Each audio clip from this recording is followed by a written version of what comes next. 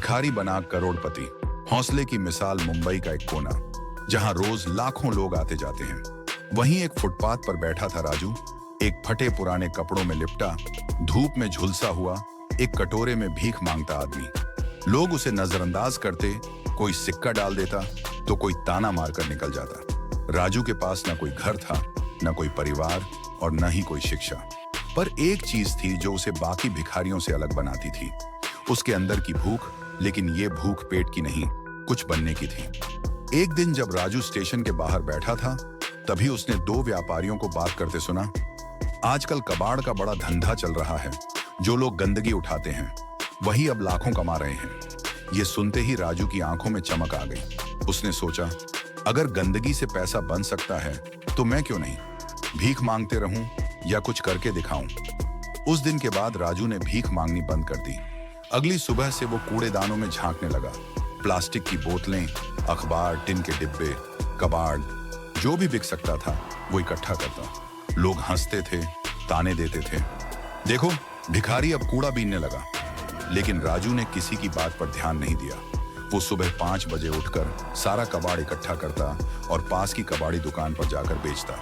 हर दिन 50 से 100 रुपए बचाता। धीरे धीरे उसने 5,000 रुपए जमा किए। फिर एक दिन एक सामाजिक संस्था एनजीओ के एक सदस्य की नजर उस पर पड़ी।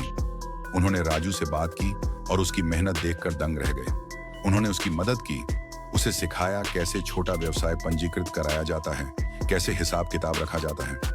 राजू ने अपने पुराने संपर्कों से बात की और स्टेशन के पास एक छोटा गोदाम किराए पर ले लिया, जहां लोग अपने पुराने सामान कबाड़ लाकर बेचने लगे। अब वह सिर्फ कबाड़ बीनता नहीं था, वह लोगों से कबाड़ खरीदता भी था। 1 साल में उसका छोटा सा गोदाम एक मिनी रिसाइकलिंग सेंटर बन गया। उसने और 10 लोगों को काम पर रखा।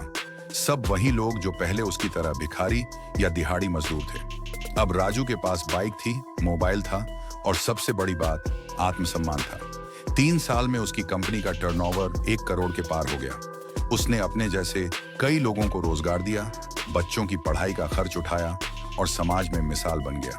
जब एक न्यूज चैनल ने उसे इंटरव्यू के लिए बुलाया और पूछा, राजू जी आपने ये सब कैसे किया, तो उसने मुस्कुराते हुए जवाब दिया, मैं भीख मांगता था पर सपने नहीं। और जब इंसान सपने देखना बंद नहीं करता तो रास्ते खुद ब खुद बनने लगते हैं।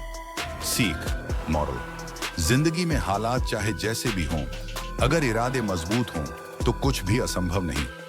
एक भिखारी भी करोड़पति बन सकता है अगर वो मेहनत, सोच और सही दिशा में कदम बढ़ाए। कभी किसी की हालत देखकर उसका भविष्य मत आंको, क्योंकि चमकने से पहले कोयला भी आग सहता है।